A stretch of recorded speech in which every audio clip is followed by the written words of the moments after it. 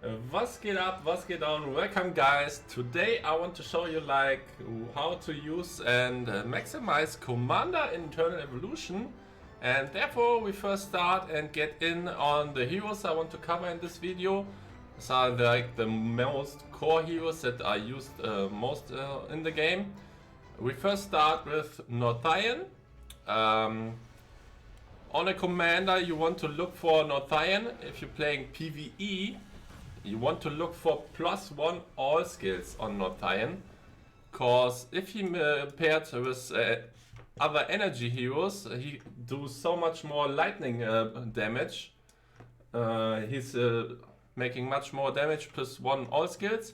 But if you are going for PvP and you don't pair him with other energy heroes, so you put in like in a Vanguard team or in a tank team or in a summoner team, you definitely want to go to a +2 on his ultimate, cause it's doing good damage there, and he don't benefits from this passive if you don't use it with other energy heroes. Yeah. The next hero I want to talk about is Leo. With Leo it's like pretty easy. He's like only it's important to have +1 ultimate on the commander, cause his ultimate is like his best skill and it does like 60% more damage then. So you have more damage and more lifesteal, what improves him the most. Then we move on. Next hero I want to talk about is Daniel. Daniel, I think, yeah, it's pretty easy too. He's want to have +1 ultimate on his bear, cause his bear is like his craziness, and it's gaining from +2 like 600% more of his attack, which is very huge and gives him a lot of damage boost. So you're looking for +2 ultimate on Daniel. And then we go on. Next hero is Ampu. On Ampu it's a little bit different. Ampu you want to have +1 all skills. In like Crimson Abyss it's very strong, cause your corpse explosions, where is it? Where is it? Yeah, it's his passive.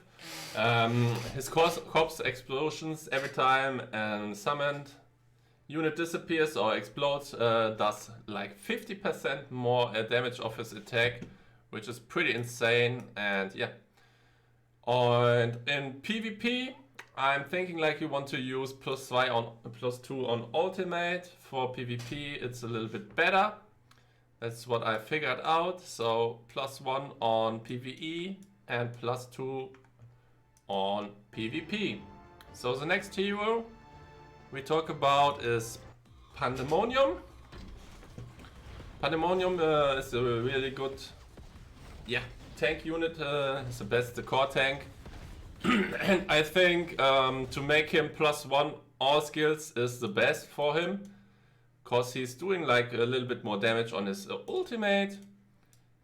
The damage of his magnetic shock is increased. This is the shock the other tanks in the team can do too then. The Searing Fist does more 2% more damage, and the base chance of the knockdown is increased to 45%, which is very huge. It's 5% more. You need less accuracy on him, so it makes his build easier and better. So on Pandemonium you really want to go for +1 all skills. The next hero I want to come up is Res. There are many types of trade. For Res it's like easy too. You really want all skills +1. Ultimate gives a little bit more cost reduction. Here you can in PvP the enemies lose more energy. You get more speed buff and his damage is increased a little bit. So you definitely want to go +1 all skills. Especially the speed buff is really nice and it is increased and the enemy loses more energy, which is kinda huge in PvP. And last but not least for today, I wanted to show you Ricard, and Ricard is pretty simple too.